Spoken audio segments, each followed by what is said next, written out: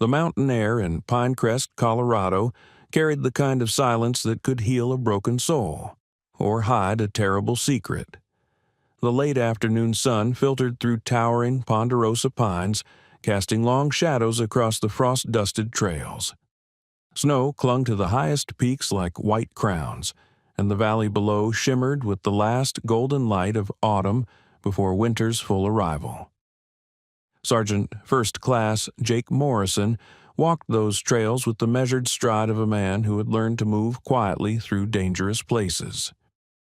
At 34, he carried himself with an understated presence, broad-shouldered but not bulky, his movements economical, his gray-blue eyes constantly scanning.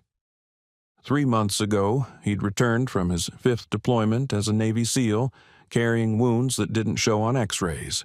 Beside him padded Thor, an 85-pound Belgian Malinois whose tan and black coat rippled with lean muscle. Thor had served 4 years as a military working dog, explosives detection, tactical assault, protection. The dog's amber eyes missed nothing, ears constantly rotating to catch sounds Jake's human hearing couldn't detect. A month ago, Thor had been retired after a roadside IED had left him with a slight limp and hearing damage in his left ear. The Navy had offered to rehome him, but Jake had immediately stepped forward. They'd survived too much together to separate now. "Easy, boy," Jake murmured as Thor's pace quickened slightly. The dog's nose had lifted, testing the wind. Something had caught his attention. Jake had rented a small cabin on the outskirts of Pinecrest, seeking the kind of peace that only mountains and distance could provide.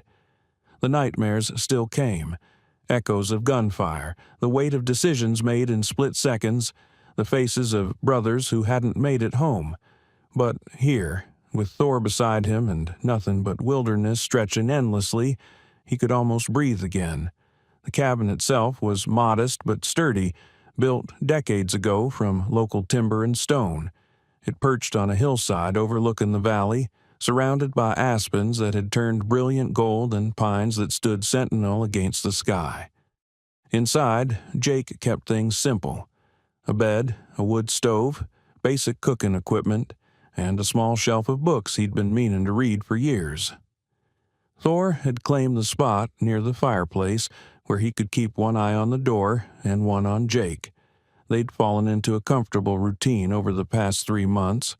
Morning hikes at dawn, afternoons spent chopping wood or maintaining the property, evenings watching the sun set over the mountains while Thor dozed at his feet. It was the kind of quiet life Jake had dreamed about during long nights in hostile territory, when silence was dangerous and dawn might not come. But peace, Jake was learning, was more complicated than silence. Thor stopped abruptly, head lowering, a barely audible growl rumbling from his chest. "What is it?" Jake's hand instinctively went to his hip, finding nothing. He wasn't carrying. Didn't need to out here. Or so he'd thought. The growl deepened. Thor's entire body tensed, muscles coiling beneath his coat. Then the dog bolted. "Thor, heel!" Jake called, but the command went unheeded, something that never happened unless Thor had detected an immediate threat. Jake ran after him, boots pounding against the packed earth trail. His ribs protested, still healing from a training injury sustained during his last deployment, but adrenaline sharpened his senses.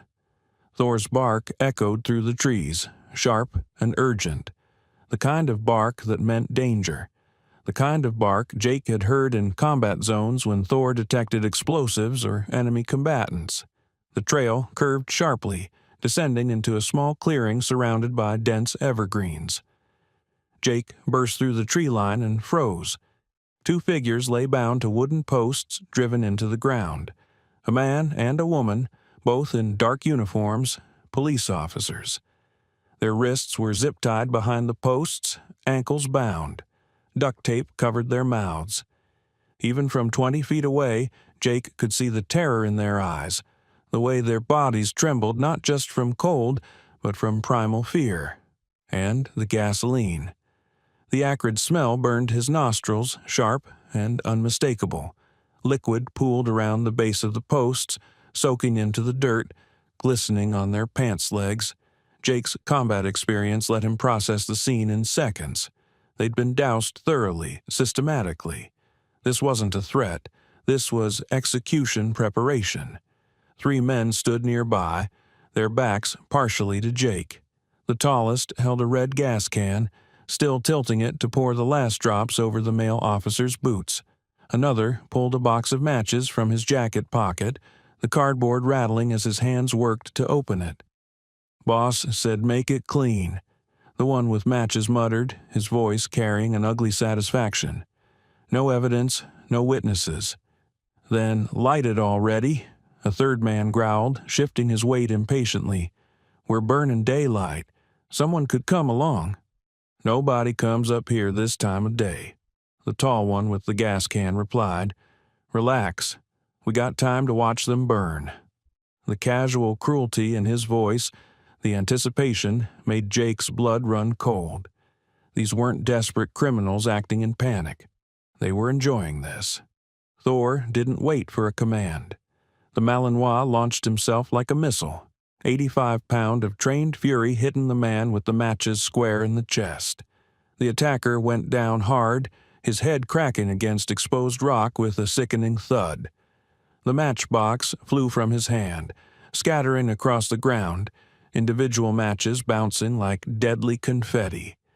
"What the—" The tallest man spun around, reaching for something at his waist. Jake was already moving. Years of close-quarters combat training took over, muscle memory honed through thousands of hours of drills and dozens of real-world encounters. He closed the distance in 3 strides, his fist connecting with the man's jaw before the weapon, a pistol, cleared its holster. The attacker stumbled backward, and Jake followed with a knee to the solar plexus that drove the air from his lungs in an explosive gasp.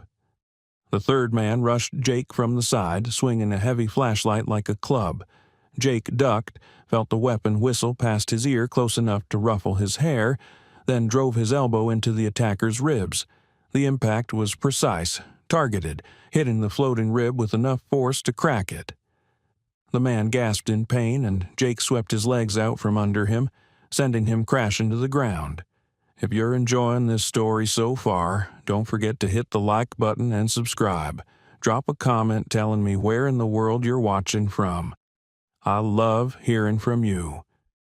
Thor had the first attacker pinned, teeth bared inches from his throat, a continuous growl vibrating through the clearing. The man lay perfectly still, eyes wide with primal fear, the kind of fear that came from recognizing a predator that could end him in seconds. Blood trickled from the gash on his head where he'd hit the rock. The tallest attacker tried to rise, fumbling for his weapon again despite his injured ribs. Jake moved faster, his boot connecting with the man's wrist with surgical precision. Bone cracked with a sound like a dry branch snapping. The man screamed, clutching his broken wrist, and the pistol tumbled into the dirt. "Stay down," Jake commanded, his voice carrying the unmistakable weight of authority. Not loud, not shouting, just cold, absolute command that came from years of leading men in combat. The third man scrambled to his feet, blood streaming from his nose where Jake's elbow had connected, and ran. He crashed through the underbrush like a panicked deer, heading deeper into the forest, branches snapping in his wake. Jake let him go. 2 secured was better than 3 scattered, and the bound officers were his priority. He grabbed the zip ties from the fallen attacker's belt. Men like this always carried extras for additional victims, and quickly secured the tall man's hands behind his back, pulling them tight enough to ensure he couldn't slip free. Then he did the same to the one Thor had pinned, working efficiently. Only then did he give the release command. "Thor, off, guard." The Malinois stepped back, but positioned himself between the bound attackers and the clearing's exit, every muscle still tense, ready to strike again if needed. His training was evident in every movement. This wasn't an aggressive pet. This was a tactical operator on 4 legs.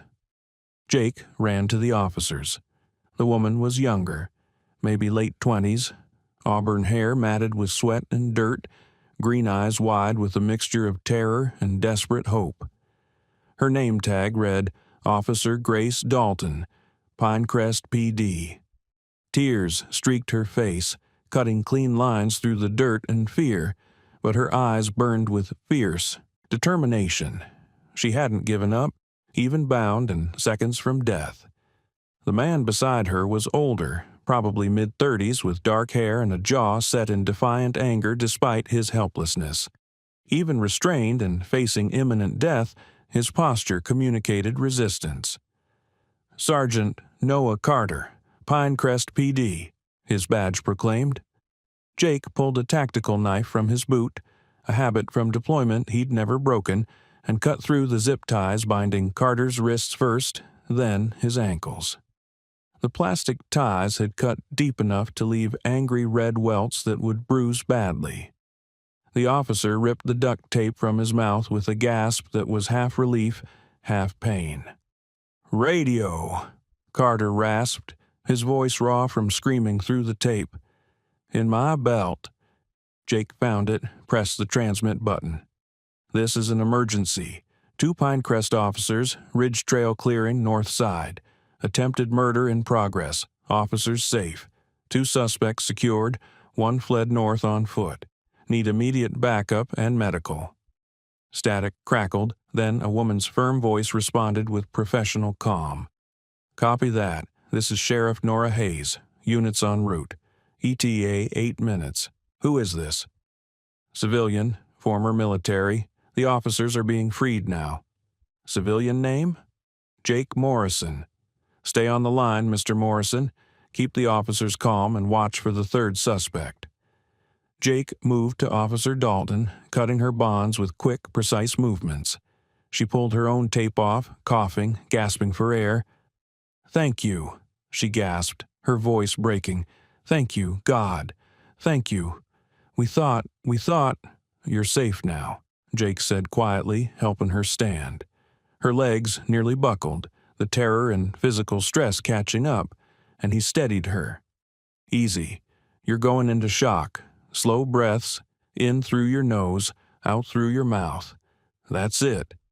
Carter tried to stand but stumbled, legs numb from being bound. Jake caught him with his free arm, his ribs screaming in protest, but he held both officers steady, one hand on each. Thor circled the perimeter, nose working constantly, ensuring no other threats approached. Every few seconds his gaze flicked back to Jake, checking for commands, maintaining tactical awareness. "Who were they?" Jake asked, keeping his voice calm and steady to help ground the traumatized officers. Carter's face darkened, anger replacing some of the fear. "The tall one, that's Vincent Core, works for Marcus Vega. We were investigating timber smuggling, illegal logging on federal land. Found evidence connecting Vega's company to millions in stolen lumber." He coughed, wincing. "They ambushed us on the trail this afternoon, said we'd found too much, said we had to disappear." Dalton's voice shook but held an edge of fury. "They were going to burn us alive, make it look like we got caught in a forest fire accident. There's a controlled burn scheduled for next week. They said by the time anyone found us there'd be nothing left but bones." Jake's jaw tightened. He'd seen brutality in war zones, witnessed acts of cruelty that still haunted his dreams. But this was different. This was cold, calculated evil on American soil, in a place people came to feel safe. These weren't enemy combatants or terrorists. These were Americans willing to murder law enforcement officers for profit. The sound of engines roared up the mountain, growing louder by the second. Within minutes, 3 patrol vehicles and an ambulance skidded into the clearing, tires spitting gravel. Sheriff Nora Hayes emerged first, a woman in her late 40s with steel-gray hair pulled back in a tight bun and eyes that had seen too much not to be cautious. She took in the scene with practiced efficiency, 2 officers being supported by Jake, both covered in gasoline and clearly traumatized, 2 attackers bound and bleeding on the ground. Thor standing guard like a professional sentry, and the overwhelming smell of gasoline that made the entire clearing a potential disaster zone. "Sergeant Carter, Officer Dalton," she said, relief flooding her voice even as her expression remained professionally controlled. "Are you hurt?" "Bruised, maybe some burns from the gasoline on our skin," Carter said, his voice steadier now, "but alive, because of him." He nodded toward Jake. "And his dog." Sheriff Hayes turned her full attention to Jake, her gaze sharp and assessing, the look of someone who'd learned not to take anything at face value. "You did this?" "My dog did most of it," Jake replied. "I just cleaned up." 2 deputies moved past them, securing the attackers with proper restraints and reading them their rights. Another called for additional units to search for the 3rd suspect, providing a detailed description based on what Jake had observed. Paramedics descended on Carter and Dalton immediately, checking vitals, starting IVs, carefully examining where the gasoline had soaked through their clothing. The chemicals could cause serious skin burns and respiratory problems if they'd inhaled too much. Hayes stepped closer to Jake, her gaze never leaving his face. "I'm going to need a full statement." "Of course. And your name?" "Jake Morrison." Her eyes narrowed slightly. "Military?" "Was. Navy." Something shifted in her expression. Recognition, perhaps, or respect. She'd probably dealt with enough veterans to recognize the bearing, the controlled way Jake held himself even after combat. "You have training in restraint tactics?" "Among other things." Thor padded over, pressing against Jake's leg. The sheriff glanced down at the Malinois, noting the faded military harness still visible beneath his civilian vest, the professional way he moved. "Military working dog?" "Retired. Both of us." Hayes nodded slowly, processing. "Then Pinecrest owes both of you a debt we can't repay. You saved 2 of my people. If you hadn't been here—" She didn't finish the sentence. Didn't need to. Jake shook his head. "Just happened to be in the right place." "Or the wrong place," Hayes countered, "depending on how you look at it. Those men would have killed you too if they'd had the chance. They didn't." One of the deputies called out, "Sheriff, we found the matches in the gas can. Taking photos now for evidence." Hayes turned back to Jake. "We're going to need you to come to the station, give a detailed statement. But first," she gestured to the paramedics, "get checked out. You've got blood on your knuckles, and you're favoring your left side." Jake looked down. His knuckles were indeed split and bleeding from where he'd connected with Core's jaw. And she was right about his ribs. The pain had intensified to a sharp, stabbing sensation with each breath. "Old injury," he said. "I'm fine. Humor me. 5 minutes with the paramedics, then we'll go get your statement." 2 hours later, Jake sat in a small interview room at the Pinecrest Sheriff's Department, a mug of coffee cooling in front of him. His knuckles were bandaged, and the paramedics had confirmed his ribs were bruised but not broken. Told him to take it easy for a few days. Thor lay at his feet, finally relaxed after the adrenaline wore off, occasionally sighing heavily as if processing the day's events. He'd given his statement 3 times, once to Hayes, once to a detective named Santos, who had sharp eyes and sharper questions, and once to a state investigator who'd driven up from Denver the moment he heard about the attempted murder of 2 officers. Hayes entered again, this time with a manila folder that looked worn from frequent handling. She sat across from him, and for a moment neither spoke. Outside the interview room window, Jake could see other officers moving through the station, some casting curious glances his way, others offering nods of respect.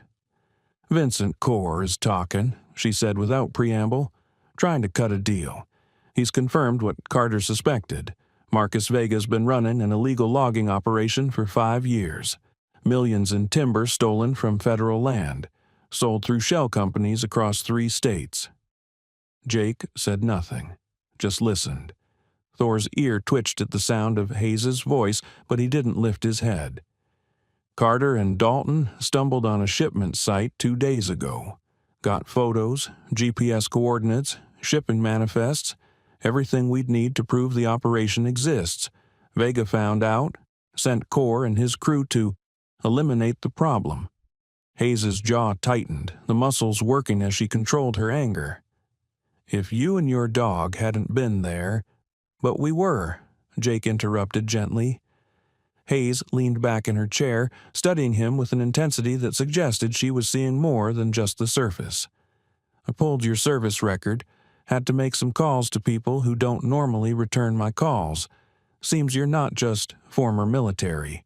You're a decorated SEAL.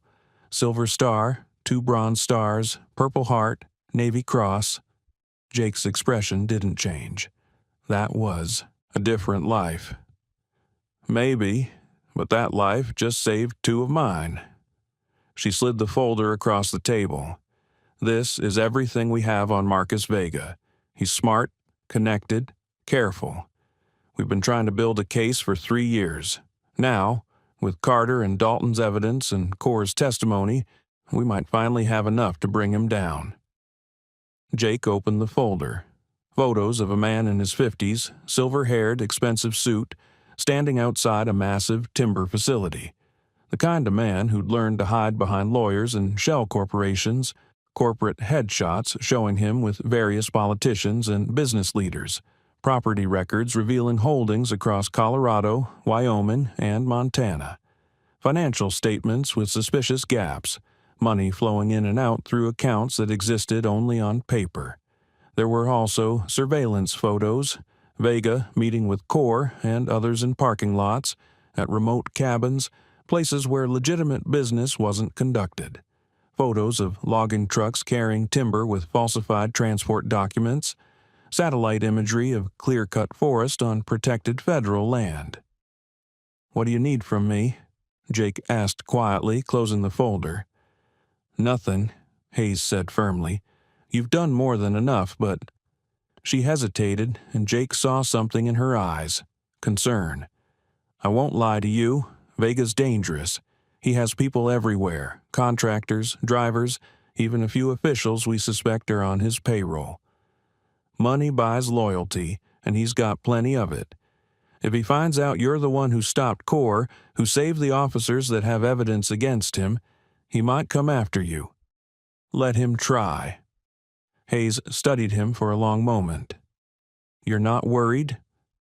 Jake's hand dropped to Thor's head, fingers scratching behind the dog's ears. The Malinois made a contented sound, pressing into the touch. "I've faced worse than timber smugglers, and I'm not alone." "No," Hayes agreed, looking at Thor with something like admiration. "I don't suppose you are." She stood, extending her hand across the table. "Thank you, Mr. Morrison, for what you did today. If you need anything at all, you call me directly." Jake shook her hand. "Just one thing. Name it. When this goes to trial, when you take Vega down, I need your word that Carter and Dalton get the credit.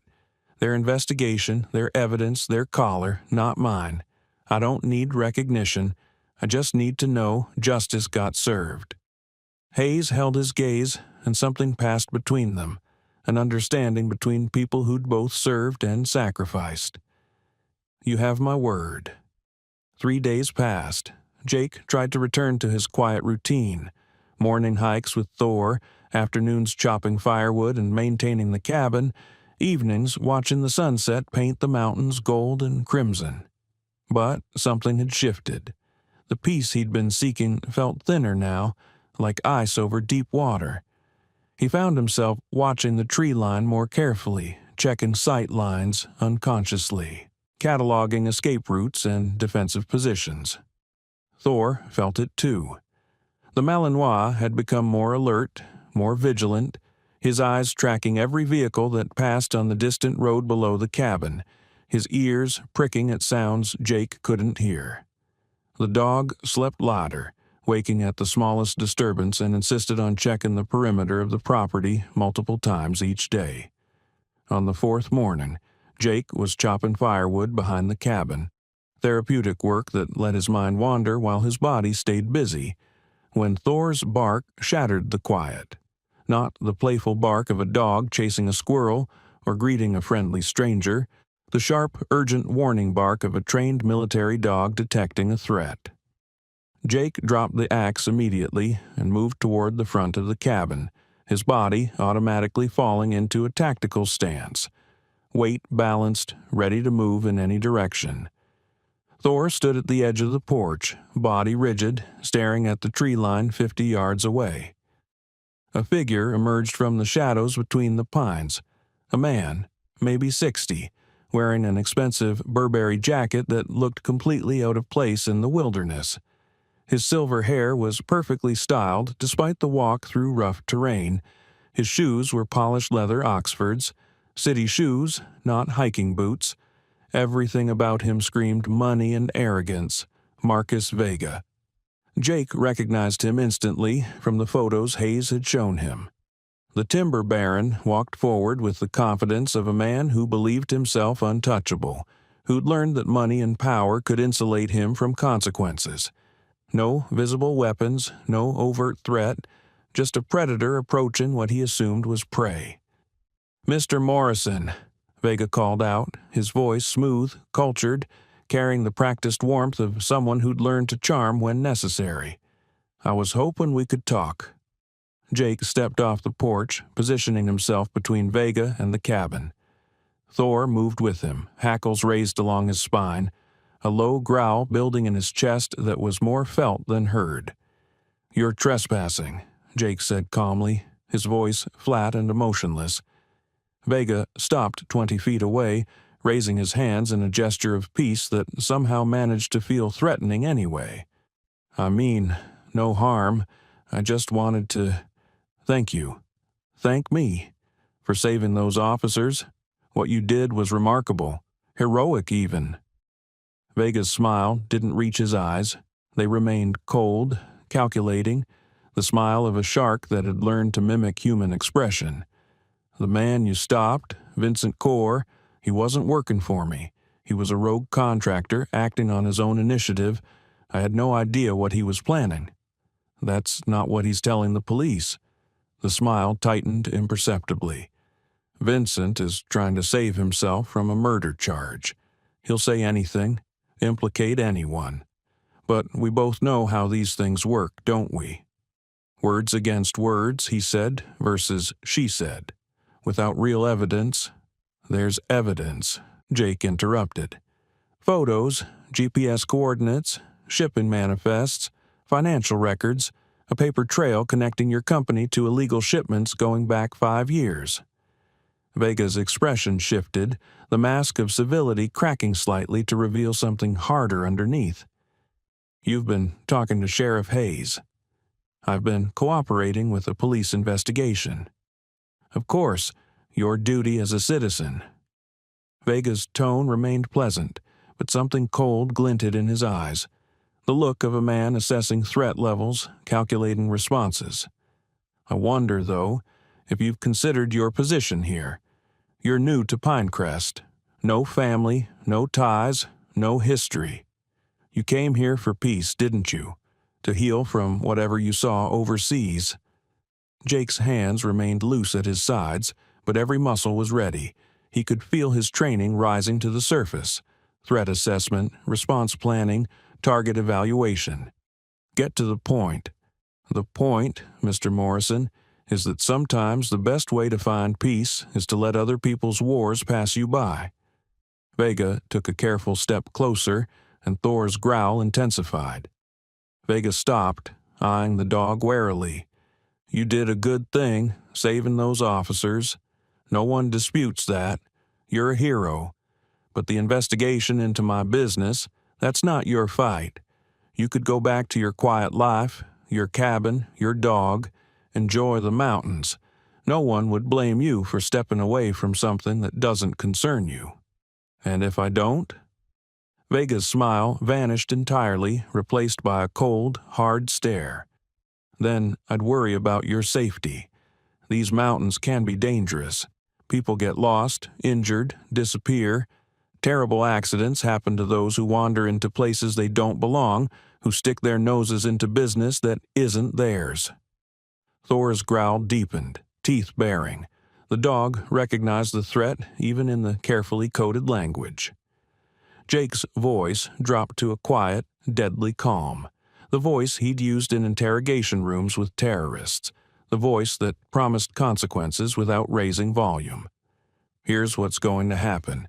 You're going to turn around and walk back to whatever vehicle brought you here. You're going to leave my property. And if you ever threaten me again, if you ever come near me or anyone I care about, I will make it my personal mission to see you spend the rest of your life in a cell. Are we clear?" For a moment, neither man moved. The forest held its breath. A jay called in the distance. Somewhere, a branch cracked under the weight of accumulated frost. Then Vega laughed, a short, bitter sound without humor. "You think you're the hero in this story? You have no idea what you've stepped into. I've been operating in these mountains for 20 years. I know everyone, own half the officials, and have enough money to bury you in legal fees until you're bankrupt. You're a nobody who happened to be in the wrong place at the right time." "I know exactly what I've stepped into," Jake replied, his voice still, quiet but carrying absolute conviction. "I've spent 15 years fighting men who thought power made them invincible. Rich warlords, terrorist leaders, corrupt officials, men with private armies and millions of dollars who believed they were untouchable. It never worked out well for them, and you're no different. You're just a bully with money, and I've dealt with worse." Vega's face hardened into something ugly. The veneer of civilization fell away completely, revealing the ruthless criminal underneath. "You're making a mistake, a big one. No, you made the mistake, trying to murder 2 police officers. Everything else is just you reaping what you've sown. Now, get off my property before I call Sheriff Hayes and tell her you came here to intimidate a witness." Vega stared at him for another long moment, eyes burning with barely contained fury. Then he turned without another word and walked back into the trees, his expensive shoes sliding on pine needles, his dignity in tatters. Moments later, Jake heard an engine start, something large and expensive by the sound of it, followed by the crunch of tires on gravel fading into the distance. Thor remained tense, watching the tree line until Jake gave the all-clear signal. Only then did the dog relax slightly, though his eyes stayed sharp, alert. Jake pulled his phone from his pocket and dialed Sheriff Hayes. She answered on the second ring. "He just came to see me," Jake said without preamble. "Marcus Vega made thinly veiled threats, tried to get me to back off from the investigation." Hayes cursed softly on the other end.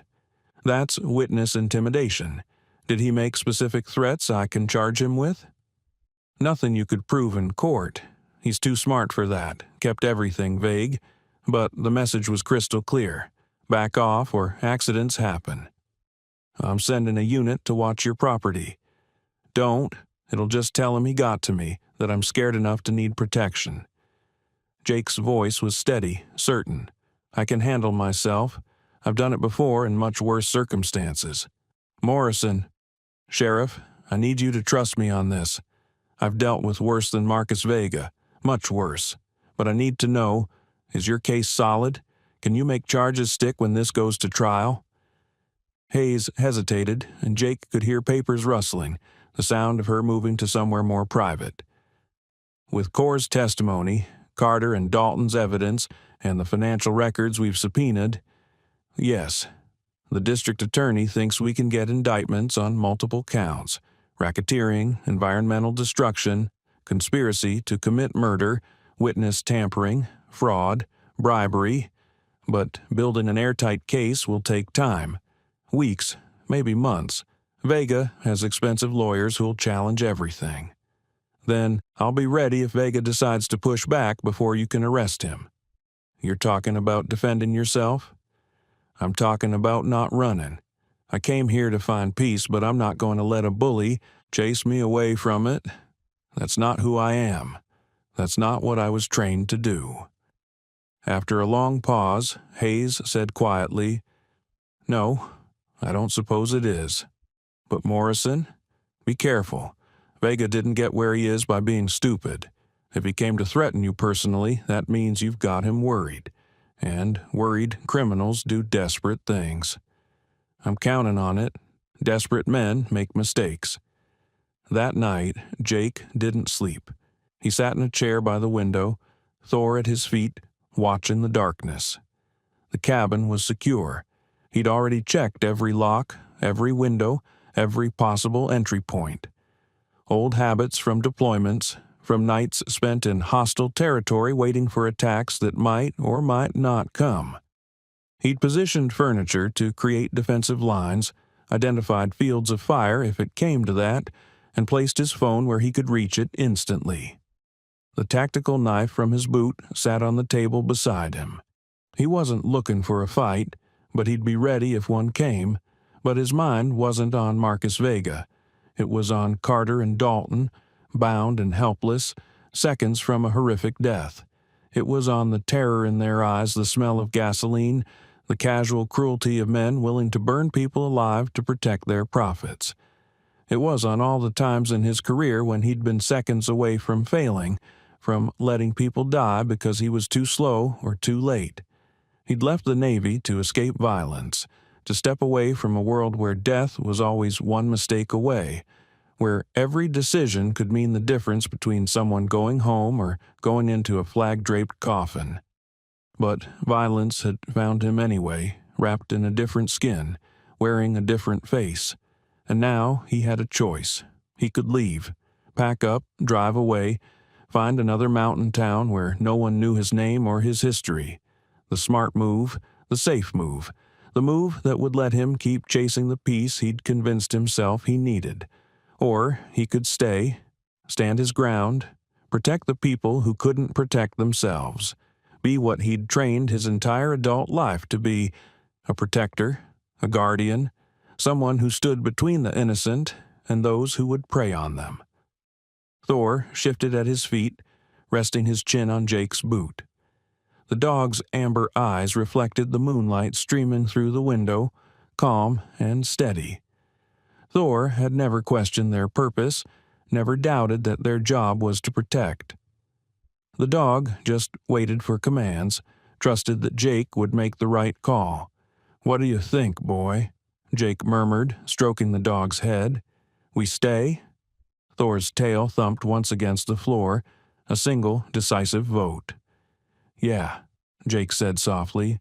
"That's what I thought, too." Outside, the mountains stood silent under a sky thick with stars. The Milky Way stretched across the darkness like a river of light, the same stars he'd navigated by in distant deserts and jungles. Inside, a seal and his dog kept watch, ready for whatever came next. Jake thought about all the men he'd served with, the ones who'd made it home and the ones who hadn't. He thought about why they'd all volunteered for one of the hardest jobs in the military, not for glory or adventure, but because they believed some things were worth fighting for, worth risking everything for. If this story has you on the edge of your seat, make sure to subscribe and turn on notifications so you never miss stories like this. Your support means everything and helps me bring you more incredible true stories of courage and loyalty. Peace, Jake realized, wasn't the absence of struggle. It was finding struggles worth engaging in, and protecting this town, these people, from a predator like Marcus Vega, that was worth it. He finally dozed off as dawn began to paint the eastern sky pink and gold, Thor's steady breathing a reminder that he wasn't alone in this fight. Morning came cold and sharp, frost turning the cabin windows into sheets of crystalline lace. Jake was already awake, had been for the last hour, watching the sun rise over the mountains. He'd learned long ago that sleep was a luxury in hostile territory, and Pinecrest had just become exactly that. Thor stretched, his routine unchanged by yesterday's threats. The dog padded to the door, waiting for their morning patrol with the patience of a creature who'd learned to trust his handler completely. "Not today, buddy," Jake said, reaching for his phone instead. "We've got company coming." As if on cue, the sound of tires on gravel announced visitors. Jake checked the window. Sheriff Hayes's patrol vehicle, followed by an unmarked sedan. He recognized Detective Santos from his interview, a sharp-eyed woman in her 40s with the look of someone who'd seen every trick criminals could pull. Thor positioned himself at the door, not aggressive, but alert. When Jake opened it, the dog carefully sniffed each visitor, cataloging their scents for future reference. Hayes stepped inside, followed by Santos and, to Jake's surprise, Officers Carter and Dalton. Both were out of uniform, wearing civilian clothes that made them look younger, more vulnerable. Carter looked better than he had 3 days ago. The color had returned to his face, though dark circles under his eyes spoke of sleepless nights. Dalton walked with more confidence, but Jake noticed how her hand stayed close to where her service weapon would normally be, ready for threats that might emerge. "Sorry for the early visit," Hayes said, glancing around the cabin with professional interest. Noting the clear sight lines to windows, the furniture positioned for defense, the tactical awareness evident in how Jake had arranged his living space. "But after what you told me about Vega's visit yesterday, we need to talk strategy." Jake gestured to the small living room where they all settled around a rough-hewn wooden table that had come with the cabin. Thor took up a position near the door, watching everyone with professional interest, his training evident in how he monitored the room. Carter spoke first, his voice carrying a weight it hadn't before. "I heard Vega came to intimidate you, tried to threaten you into backing off." "He tried," Jake replied simply. "And you sent him packing," Dalton added with a hint of admiration in her voice, a smile playing at her lips. "I would have paid good money to see that. The great Marcus Vega, untouchable timber baron, getting told off by a guy and his dog." Santos opened a leather portfolio, pulling out documents and spreading them across the table. "Here's where we are. Vincent Core is cooperating fully in exchange for a reduced sentence. He's provided locations of illegal logging sites, names of buyers, shipping routes, bribe recipients, everything. We've also obtained warrants for Vega Timber's financial records going back 7 years.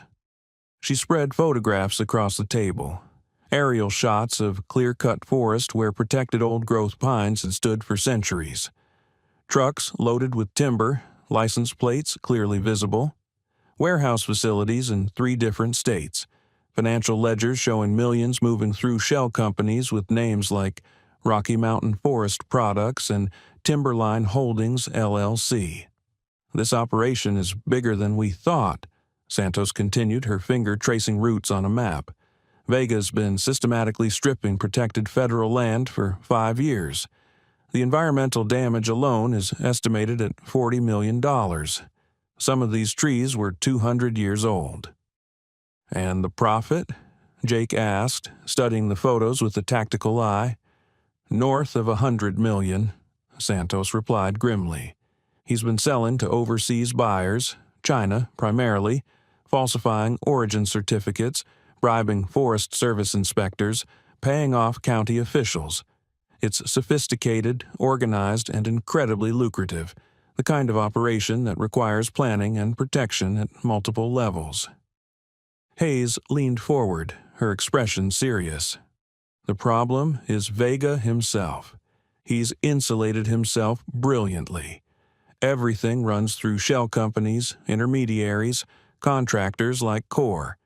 On paper, Marcus Vega is a legitimate businessman running a legal timber company.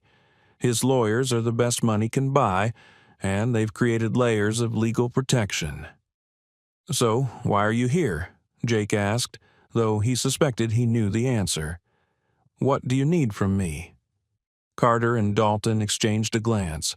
a wordless communication between partners who'd been through trauma together. It was Carter who spoke. "We want to go back." "Back where?" "To the site where we were ambushed. Grace and I were investigating a warehouse facility north of here when Corps' men grabbed us. We'd found evidence, physical ledgers, shipping manifests, things that directly connect Vega to the operation. But we didn't get a chance to photograph everything. We were grabbed before we could finish documenting what we'd found." "And you think that evidence is still there?" "Vega doesn't know exactly what we saw," Dalton explained. "He knows we were investigating, knows we had found something, but Corps grabbed us before we could report back to Sheriff Hayes. There's a chance, a small one, that Vega hasn't moved everything yet. He might not realize how much we actually found." Santos interjected, choosing her words carefully. "We can't get a warrant for that facility without more evidence. It's a legal catch-22. We need evidence to get a warrant, but we need a warrant to legally collect evidence. But if we had someone go in, someone not affiliated with law enforcement, someone who just happened to be hiking in the area—" "You want me to break in," Jake said flatly, meeting each of their eyes in turn. "We want you to take a walk on property that happens to be near public land," Hayes corrected carefully, using the exact phrasing her lawyers had probably approved. "If you happen to see something from outside the facility, something in plain view that any citizen could observe that could give us probable cause for a warrant. We're not asking you to break any laws." Jake studied each of them, reading the tension in their postures, the desperate hope in their eyes. "This is a risk you're asking me to take. If I'm caught, Vega will come after me with everything he has. Lawyers, violence, both. And you won't be able to protect me without compromising your case." "Yes," Hayes said simply, not sugarcoating it. "It is a risk, a significant one, and I won't pretend otherwise. But you're also the only person who can do this without compromising the legal case. We need clean evidence, something that can't be challenged in court as fruit of the poison tree. Evidence collected by civilian observation, not law enforcement." "And if I refuse?"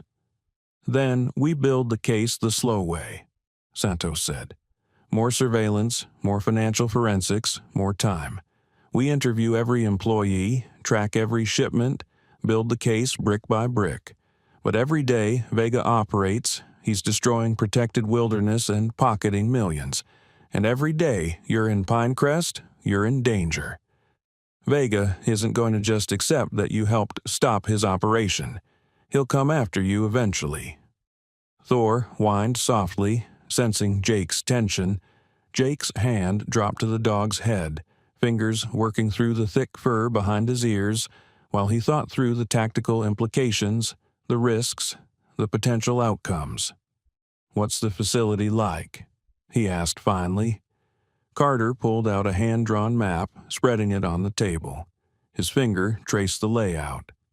"Warehouse complex, 3 buildings arranged in a U-shape. The main structure has offices on the 2nd floor. That's where Grace and I found the ledgers, the shipping manifests, light security, maybe 2 guards overnight, 4 during the day. They're not expecting trouble, so they're lazy about it. Cameras? 6 that we counted. Standard security system, motion sensors on the doors and windows. Nothing too sophisticated. Vega doesn't want to draw attention by having military-grade security on what's supposed to be a normal lumber warehouse." "Dog patrols?" "No, just human guards. Weapons? Armed. We saw holstered pistols. Might be more inside." Jake studied the map, his mind automatically calculating approaches, sight lines, vulnerabilities, extraction routes. Old training rising like muscle memory, the countless hours of mission planning, of studying layouts and identifying weak points in security. "When would you need me to do this?" "Tonight," Hayes said. "Vega's spooked after visiting you. He'll be moving evidence soon if he hasn't already. We can't wait." Jake was quiet for a long moment, weighing everything. Thor pressed against his leg, solid and warm, an anchor point. Finally, he looked up. "I'll do it, but on one condition." "Name it," Hayes said immediately.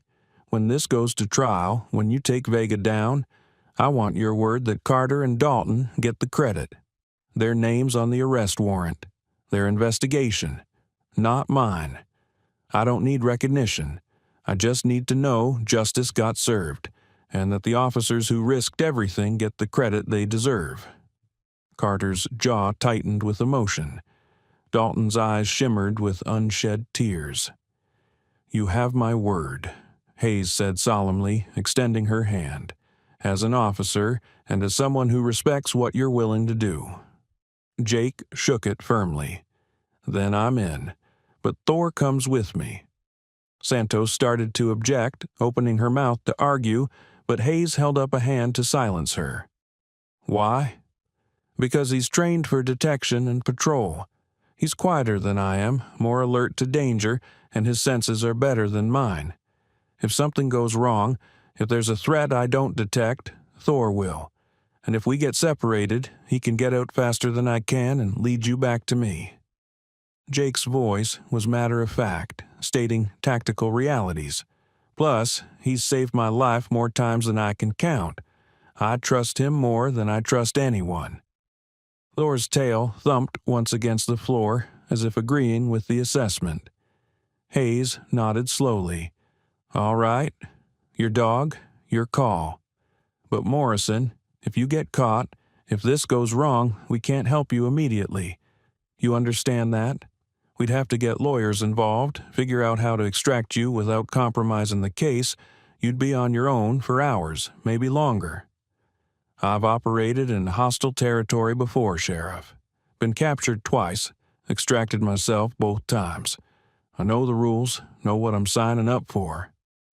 Night fell over Pinecrest like a heavy curtain, the darkness deeper away from town where streetlights couldn't reach.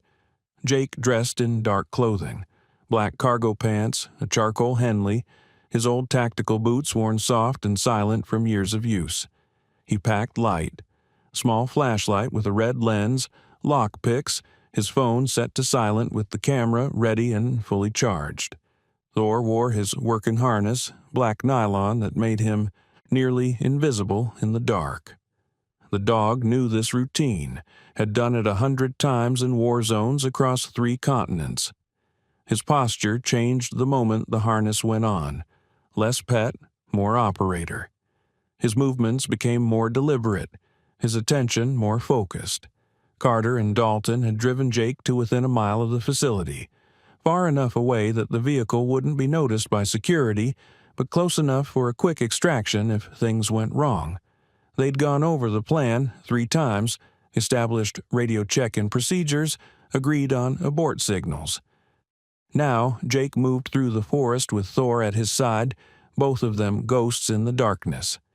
They moved in tactical formation, Jake leading, Thor slightly behind and to the left, both covering different fields of vision. The warehouse complex appeared through the trees, 3 long buildings arranged in a U-shape around a central loading area. Floodlights illuminated the yard, harsh sodium lights that created deep shadows between the structures. Jake counted 4 vehicles, 2 delivery trucks with Vega Timber logos, a sedan that probably belonged to management, and a security patrol car with county security stenciled on the door. He settled into a depression behind a fallen log 30 yards from the perimeter, pulling out binoculars. Thor lay beside him, nose twitching as he cataloged scents on the wind. 2 guards, just as Carter had said. One patrolling the perimeter with a flashlight, walking a predictable route and checking his phone more than his surroundings, bored and careless. The other sitting in the security car, the glow of a phone screen illuminating his face as he scrolled through something, probably social media. Jake watched for 30 minutes, timing the patrol pattern with tactical precision. 12 minutes for a full circuit. The guard in the car never moved except to shift position and check his phone. No radio calls, no unexpected activity, lazy security that had never been challenged. "Ready?" Jake whispered to Thor. The dog's ears pricked forward. Ready. They moved together, staying low, using the shadows created by the floodlight's harsh angles. The forest floor was soft with pine needles, muffling their footsteps. They reached the back of the nearest building, pressing against the corrugated metal wall, becoming part of the shadows. Jake tried a service door, locked with a keypad, basic security. He pulled out his lockpick set, skills learned in places he couldn't talk about, doing things that stayed classified, and worked the mechanism. The techniques came back easily, muscle memory from training and real-world use. 30 seconds later, the lock clicked open with a soft snick. Inside, the warehouse was cavernous and dark. Pallets of lumber stretched toward a ceiling lost in shadows, creating a maze of potential hiding spots and obstacles. The smell of sawdust and diesel hung heavy in the air, mixing with the sharper scent of varnish and industrial chemicals. Thor's nose worked overtime, checking for threats, his training allowing him to distinguish between normal warehouse smells and human scents. Jake activated his flashlight, keeping the beam low and pointed down, using the red lens to preserve night vision. They moved deeper into the building, heading toward a staircase Carter had described. The offices were up there, on a second-level mezzanine overlooking the warehouse floor, the classic design that let managers survey operations. Halfway across the warehouse floor, Thor froze. His ears swiveled forward, and a low growl rumbled from his chest, the threat warning Jake had learned to trust absolutely. Jake killed the flashlight immediately, dropping into a crouch behind a pallet of lumber. His hand found Thor's harness, holding the dog close. Footsteps echoed from somewhere above, heavy boots on metal stairs accompanied by voices. "Told you, the boss wants everything moved by morning," a voice said, rough and impatient.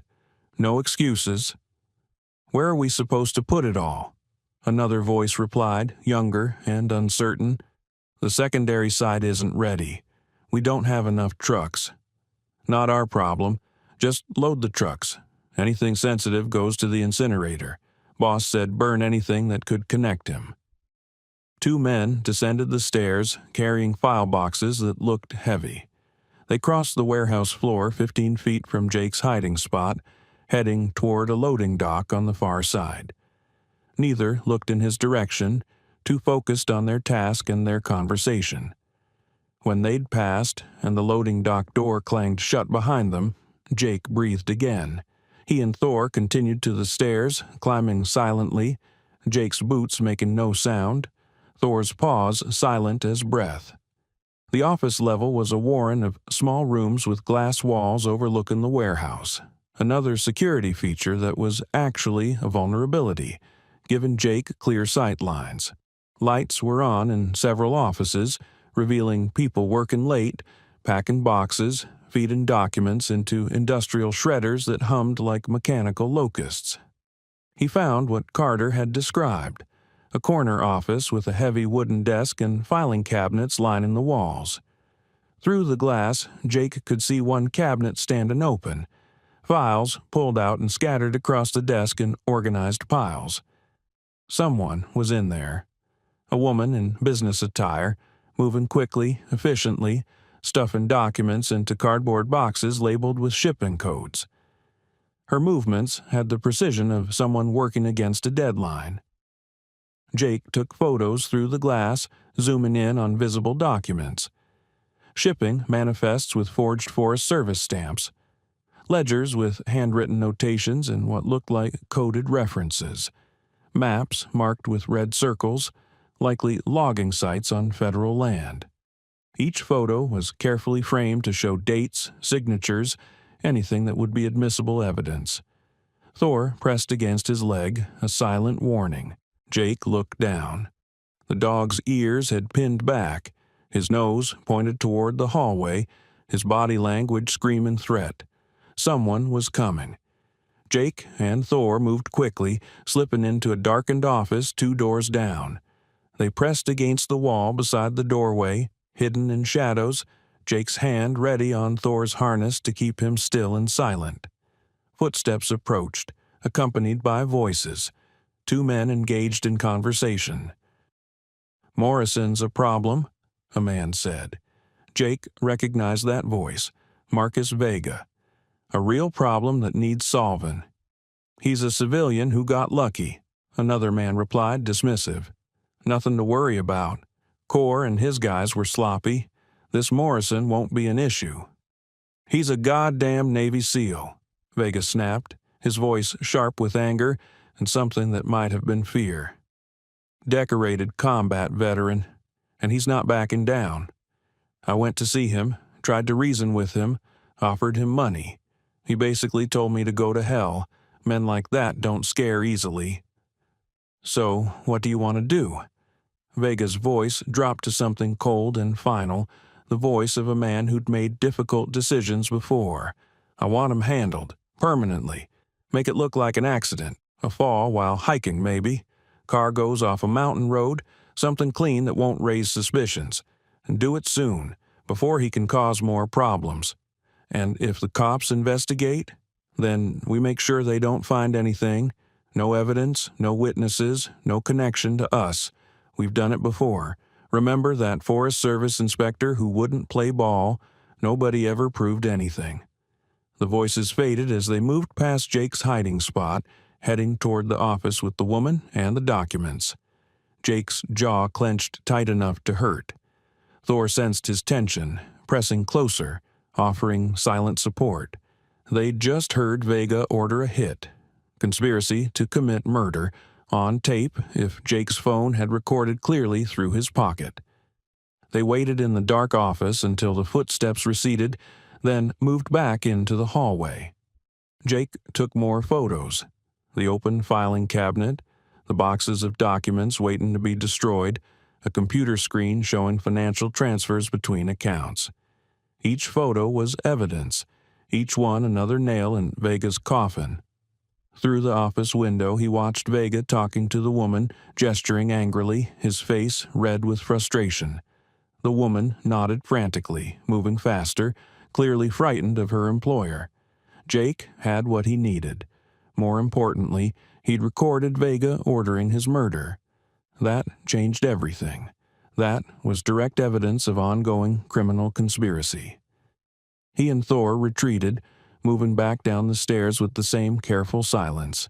But as they reached the warehouse floor, lights suddenly blazed to life overhead, harsh fluorescence flooding the space and eliminating every shadow. "Don't move!" A security guard stood 20 feet away, pistol drawn and aimed at Jake's center mass. "Hands where I can see. Them! Now!" Jake raised his hand slowly, keeping his movements non-threatening. Thor growled, muscles coiling to attack, but Jake gave the hold command. A slight hand signal the dog obeyed instantly, despite every instinct screaming to protect. "Easy, boy," Jake murmured. "Hold." The guard keyed his radio, his gun never wavering. "I've got an intruder in Building 1. Need backup." Thor moved before the guard finished the sentence. Not attacking the guard. That would have made Jake's life much more complicated legally. But the radio. The Malinois leaped, teeth clamping down on the guard's wrist with precision born from hundreds of hours of training. The radio flew from his hand, clattering across concrete, the plastic case shattering. The guard fired reflexively. The shot went wide, punching through a window with a sound like thunder, safety glass cascading down.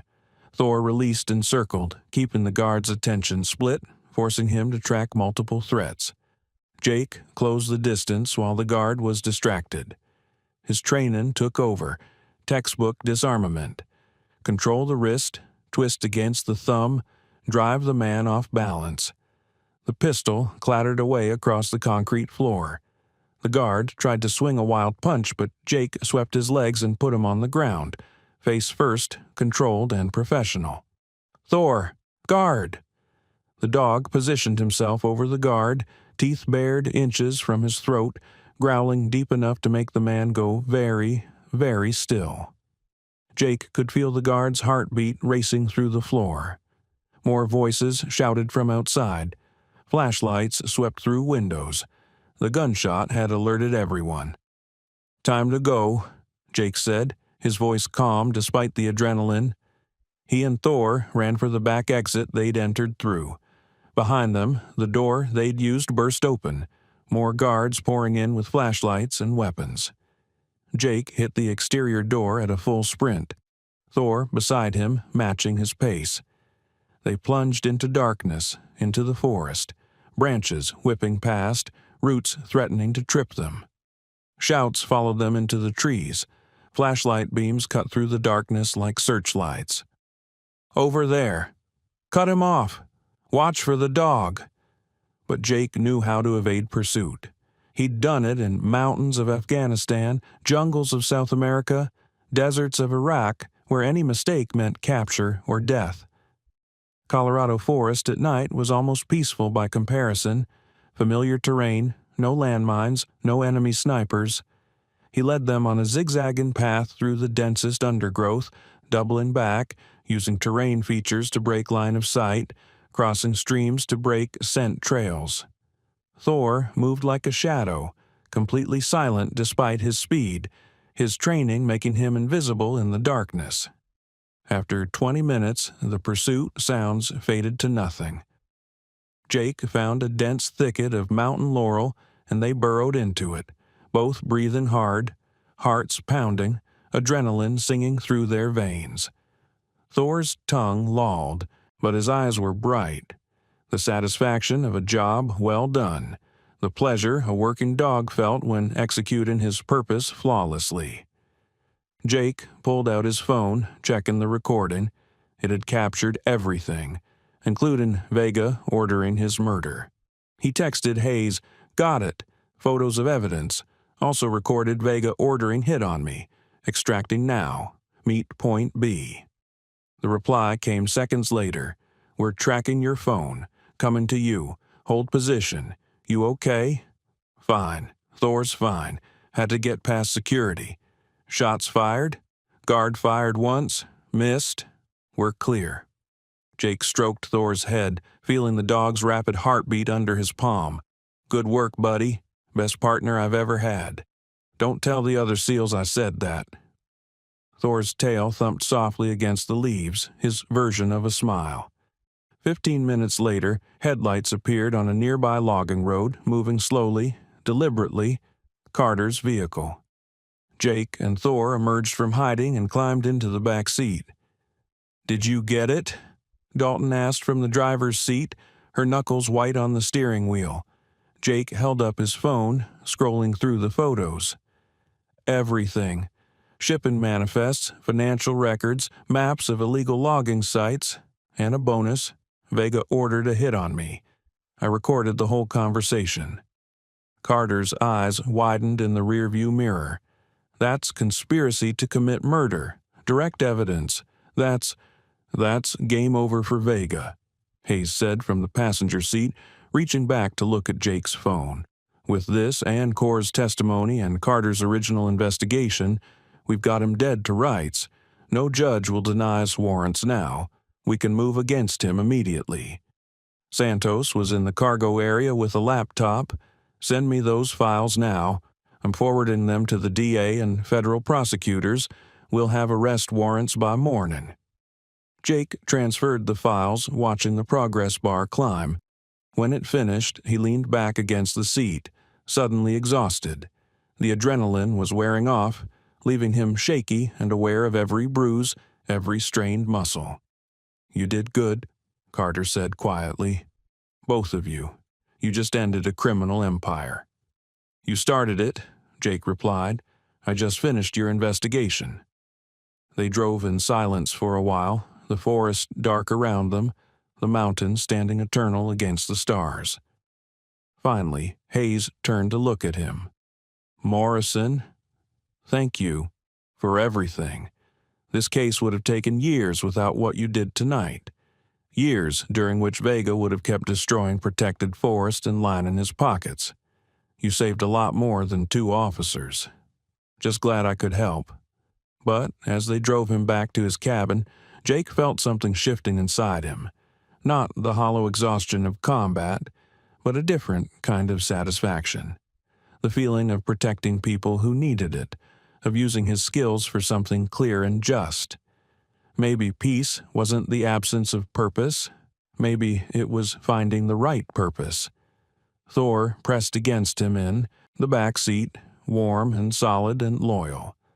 The dog had never questioned what they were doing, never doubted that their mission was righteous. Maybe Jake should stop questioning it too. Dawn broke over Pinecrest with unusual fanfare. The normally quiet mountain town woke to the sight of police vehicles streaming up the mountain road toward Vega Timber's facility. Not just county sheriffs, but state police in their distinctive vehicles, federal agents in dark SUVs, and even environmental enforcement officers in Forest Service trucks. Jake watched from his cabin porch, coffee in hand, Thor beside him, finally relaxing after the night's operation. He'd been up all night again, this time giving a detailed statement to state prosecutors who'd driven up from Denver with a court reporter and recording equipment. The recording of Vega ordering his murder had been enough to secure emergency arrest warrants immediately. His phone rang. Sheriff Hayes. "They're moving in now," she said, and Jake could hear the satisfaction in her voice. "Thought you'd want to know." "Vega? Being arrested as we speak. Federal charges, conspiracy to commit murder, racketeering, environmental destruction, fraud, bribery, witness tampering. He's looking at 30 years minimum, possibly life, if the prosecutor can prove the environmental damage rises to the level of eco-terrorism." "What about Carter and Dalton?" "Leading the arrest team as we speak. This is their caller, their investigation, their moment. Just like you wanted." Jake smiled, the first genuine smile in days. "Good. That's exactly how it should be." "Morrison." Hayes paused, and he could hear wind on her end, the sound of activity and voices. "I know, I said we couldn't protect you if things went wrong last night, but you didn't just gather evidence. You put yourself directly in the crosshairs, risked everything. That takes a special kind of courage. Or a special kind of crazy. Maybe both. Or a special kind of stubborn. Either way, you saved this investigation. You saved those officers. You saved that forest. The town owes you more than we can repay. The town doesn't owe me anything. I did what needed doing, what anyone would do if they could. That's where you're wrong. Most people wouldn't. Most people would walk away, tell themselves it's not their problem. But you didn't. And that matters. Still, if you ever need anything— Actually, Jake interrupted, there is something. Name it, anything. Carter and Dalton's evidence, their investigation, make sure it's front and center in the prosecution. Their work led to this. They're the heroes here, not me. I was just the guy who happened to be hiking with his dog." Hayes was quiet for a moment. "You really don't want credit, do you? Most people would be fighting to get their name in the papers, talking to news crews. I want peace. Credit just brings attention I don't need. And I meant what I said. Carter and Dalton earned this. Don't take it from them." "All right, but Morrison, thank you. From all of us. You're a good man." 2 days later, Jake answered a knock on his cabin door to find Carter and Dalton standing on his porch, both in civilian clothes, jeans, flannel shirts, looking more like locals than cops. "Hope we're not bothering you," Carter said, shifting his weight nervously. "Never." Jake stepped aside. "Come in. Coffee's hot." They settled in the living room, while Thor greeted them with enthusiastic tail wags and a thorough sniffing inspection. He remembered these were friends, people to be protected rather than threats to be confronted. "We wanted to thank you properly," Dalton said once they'd settled with coffee mugs warming their hands. "What you did, going into that facility, risking yourself, recording Vega, you would have done the same," Jake interrupted. "Maybe, but you actually did it. And you did it for us. for strangers you'd just met. Carter leaned forward, his expression serious. We also heard you made sure we got credit for the investigation. Told Sheriff Hayes and the prosecutors to put our names on everything. Why? Jake scratched Thor's ears, considering his answer carefully. Because you two put your lives on the line to stop Vega before I ever got involved. You were the ones investigating, gathering evidence, putting the pieces together. You risked everything and you almost died for it. I just finished what you started, helped you cross the finish line. You saved us from being burned alive, Dalton said quietly, her voice catching slightly.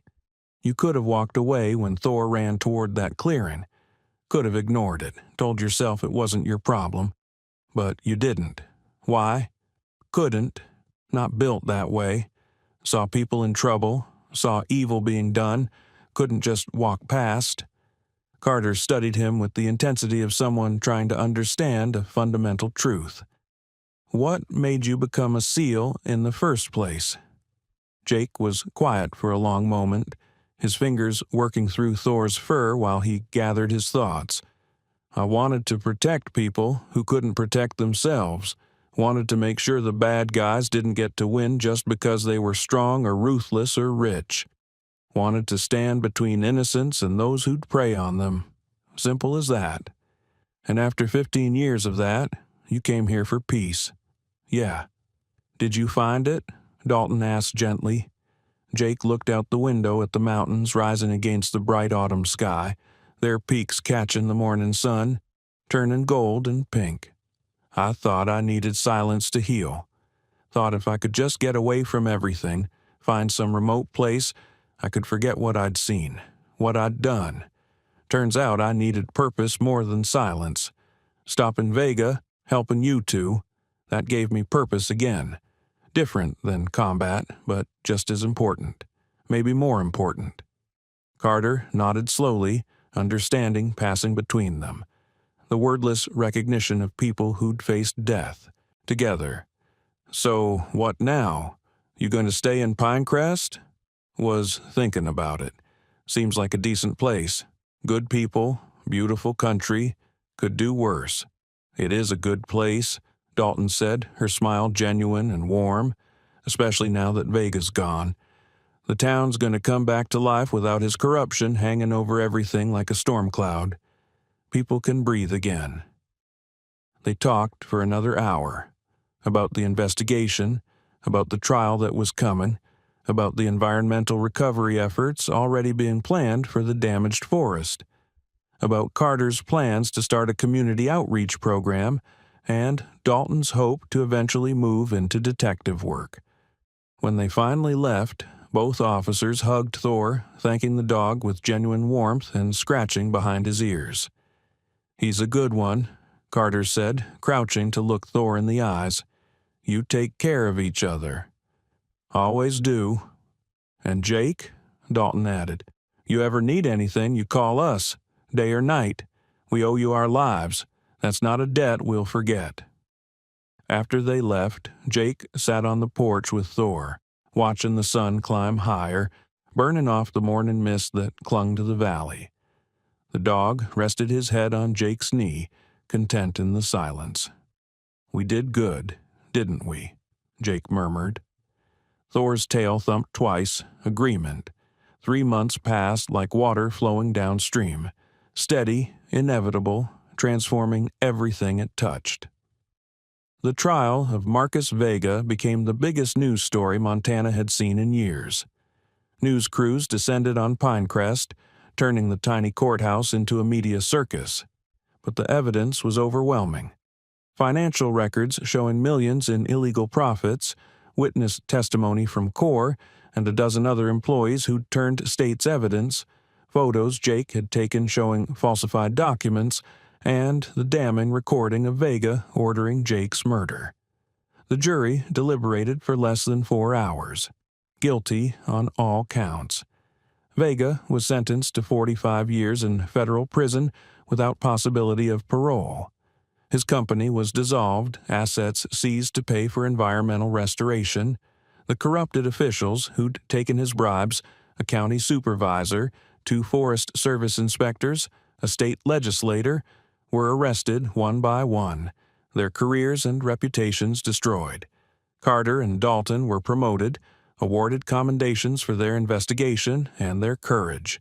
Their names were in every newspaper article, every news broadcast, their photos on the front page of the Denver Post. They handled it with quiet professionalism, always making sure to credit the teamwork of the entire sheriff's department, always deflecting personal glory. Jake's name appeared nowhere in the official reports, just as he'd wanted. The media never learned about the former SEAL who'd infiltrated the warehouse, who'd recorded Vega's confession, who'd saved 2 officers from being burned alive. That story stayed classified, known only to those who needed to know. But in Pinecrest itself, people knew. Small towns always know. The whispers of what really happened spread through diners and hardware stores and church gatherings.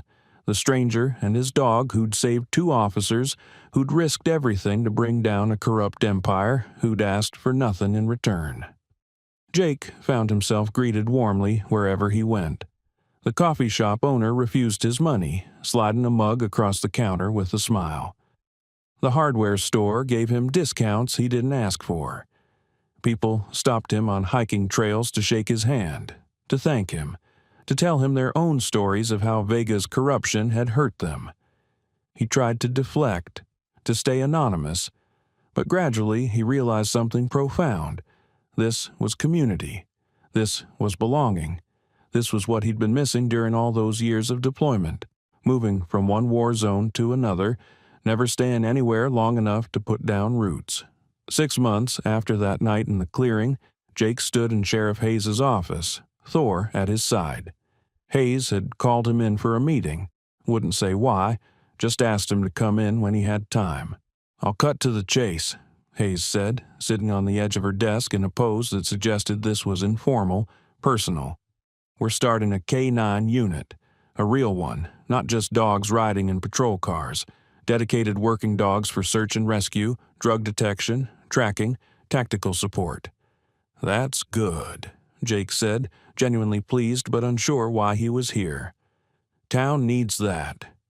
We need a trainer, someone who knows how to work with military and police dogs, someone who understands tactics and discipline and how to build a program from the ground up. Someone the dogs will respect and the officers will listen to." She looked directly at him, her gaze steady and serious. "We need you." Jake blinked, genuinely surprised. "I'm not a cop, never been law enforcement. Don't need you to be. Need you to be a dog trainer and tactical consultant. You'd be a civilian contractor, working with our K-9 officers, training their dogs, developing programs, establishing standards." She pulled out a folder, sliding it across the desk. "It's a real position, real salary, benefits, retirement, and you'd be helping build something that protects this community for decades to come." Jake looked down at Thor, who gazed back with those knowing amber eyes, tail wagging slowly. "I don't know," he said slowly, carefully. "I came here to get away from all this, to find peace, quiet, building a tactical K-9 program that's jumping back into the world I left." "Did you, though?" Hayes asked gently, leaning forward. "Get away from it? Or did you come here to find a different way to serve? Because that's what I see when I look at you, Morrison. A man who needs to protect people. It's in your DNA, in every decision you make.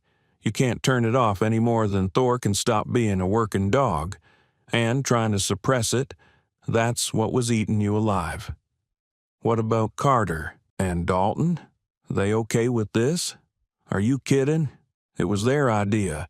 Said if anyone could build a K-9 program worth a damn, it's you and Thor. They've already volunteered to be your first training class." Jake walked to the window, looking out at the mountains rising beyond the town, at the forest stretching endlessly toward the horizon. Thor padded over, pressing against his leg, offering silent support and counsel. "I'd want to do it right," he said finally, his voice quiet but firm. No shortcuts, no half measures, real training, real standards, dogs and handlers that could work anywhere. Small town or big city.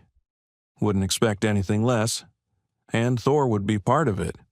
He's retired from active duty, but he can still teach young dogs more than I ever could. He'd be the demonstration dog, the standard they'd all aspired to. Deal. And we'd need proper facilities.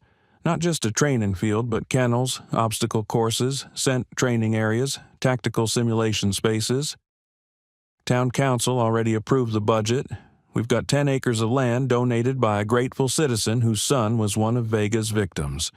It's yours to design however you need. Jake turned back to Hayes, and slowly, a smile spread across his face. The first genuine smile he'd worn in years, reaching all the way to his eyes. All right, then. Let's build a K-9 unit that makes the military jealous. Hayes extended her hand across the desk. Jake shook it firmly, and in that moment, something clicked into place. Not the old life, not the new life, but something better. A synthesis of everything he'd learned and everything he'd hoped to become. Welcome to Pinecrest, Mr. Morrison, officially this time. The Pinecrest K-9 training facility sat on 10 acres of mountain forest that had been transformed with care and precision. The main building housed offices, training rooms, and climate-controlled kennels that could accommodate 20 dogs comfortably. Outside, obstacle courses wound through trees, scent trails crisscrossed the property, and a tracking field stretched toward the distant peaks where mountains stood eternal. Jake stood in the center of the training yard, clipboard in hand, stopwatch around his neck, watching 6 new K-9 teams work through their exercises.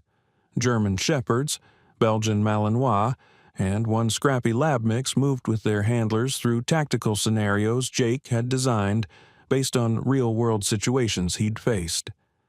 Faster, Jake called out, his voice carrying the authority of someone who knew exactly what he was teaching. Your dog knows what to do. Trust them. Stop second-guessing their instincts. Thor lay in the shade of a pine tree, watching the younger dogs work with the patient superiority of a veteran who'd seen it all. His muzzle had gone grayer in the past year, and he moved a little slower, but his eyes were still sharp, his presence still commanding. The young dogs looked to him constantly, seeking approval, mimicking his movements. When training broke for lunch, Carter walked over, his own K-9, a young Malinois named Titan, trotting beside him with tongue lolling. Getting better, Jake observed, making notes on his clipboard. He's a good dog, stubborn but good. He learned that from you, Jake replied with a slight smile. Carter laughed, the sound easy and genuine. Fair point. He sobered slightly, his expression growing serious. Hey, did you hear? Vega tried to appeal his sentence, filed some motion about evidence being illegally obtained. Let me guess. Denied. Unanimously. Federal Appeals Court said the evidence was overwhelming and legally sound, and the crime was heinous enough to warrant the maximum sentence. Judge actually increased his sentence by 5 years for witness tampering. He's going to die in prison. Jake nodded slowly, feeling a sense of completion. Good. He hurt a lot of people, damaged land that took centuries to grow, tried to murder law enforcement officers. Justice needed to be served. It was because of you. Because of a lot of people doing the right thing when it mattered. Jake gestured to the training facility, to the dogs and handlers working together. This is what matters now. Building something that helps instead of hurts. Training the next generation to protect people. Dalton emerged from the main building, waving them over enthusiastically. Jake, you've got visitors. He walked back to the main building to find a family waiting in the reception area. A mother, father, and young girl, maybe 8 years old. The father extended his hand, his grip firm and grateful. Mr. Morrison, we wanted to thank you. Our daughter Emily got lost in the mountains last month. Your team found her. Jake remembered the call, a frantic search that had lasted through the night, a family camping trip gone wrong, a girl who'd wandered away following a deer. Thor had picked up the girl's scent from a hair ribbon and led them 3 miles to a ravine where she'd fallen and couldn't climb out, bruised, terrified, but alive. "Just doing our job," Jake said sincerely. "Glad we could help. You saved her life." The mother's voice cracked with emotion. "We can never repay that. Never." The little girl stepped forward, holding something carefully wrapped in tissue paper. "This is for Thor." It was a drawing, crayons on construction paper, a girl holding hands with a big dog beneath a smiling sun, mountains in the background, the word hero written across the top in careful block letters with hearts dotting the eyes. Jake knelt down to the girl's level. "That's beautiful. Can I give it to him?"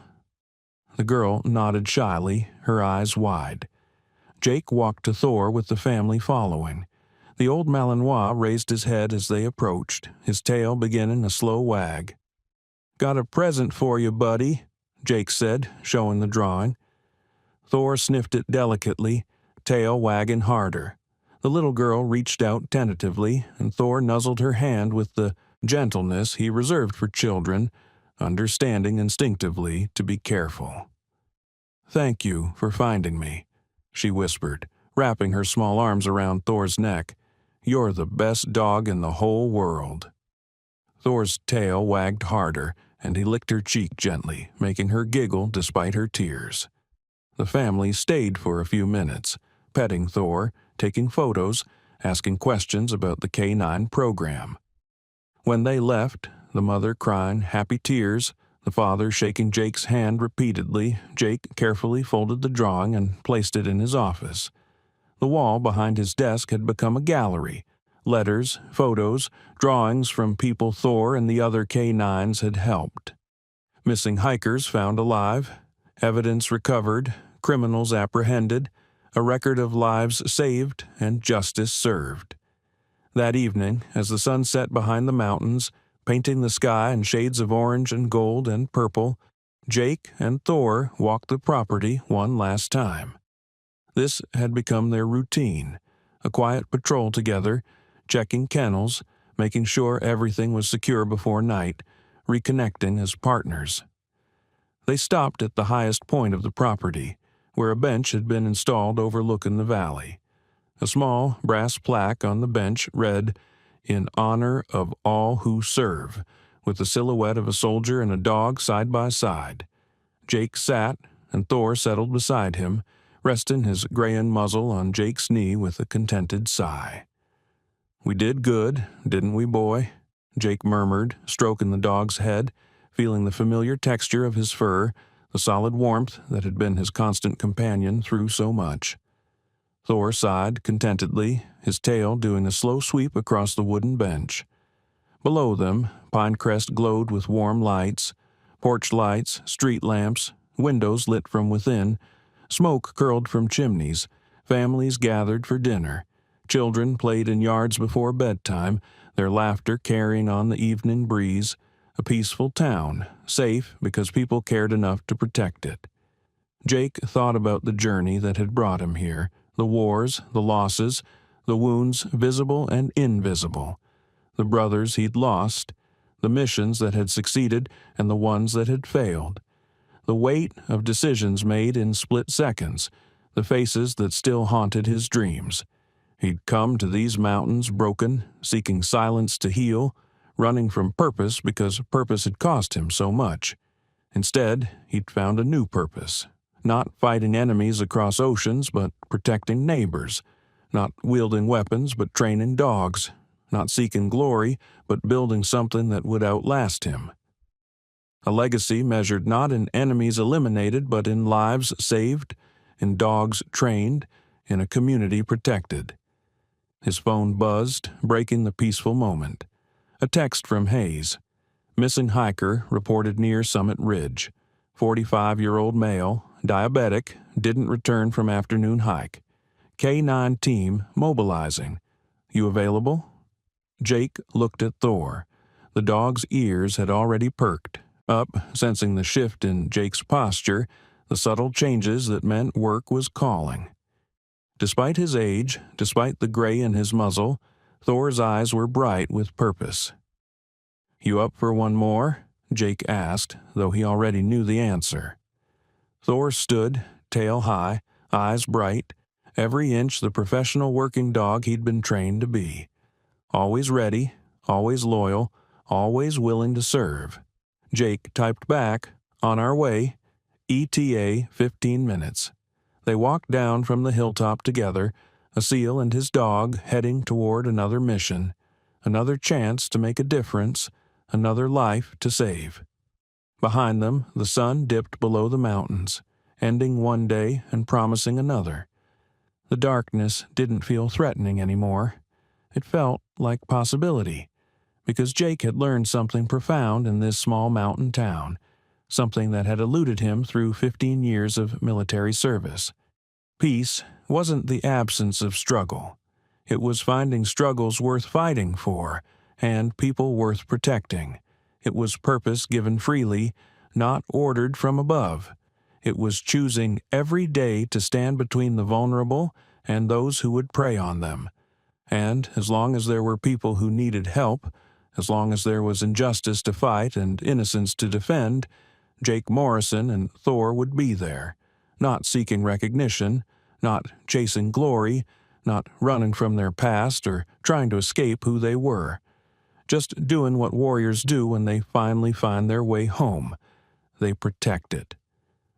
The stars emerged one by one overhead, the same stars that had guided sailors and soldiers for millennia. Somewhere in the mountains, a hiker waited for rescue, not knowing that help was coming, not knowing that a seal and his dog were already on their way, would search through the night if necessary, would not stop until he was found. That was the promise Jake had made when he took this job. That was the commitment Thor had made when he'd first donned his working harness all those years ago in training. To serve, to protect, to save. And in that purpose, Jake had finally found the peace he'd been seeking all along. Thank you so much for watching until the end. If this story touched your heart, please share it with someone who needs to be reminded that heroes still exist.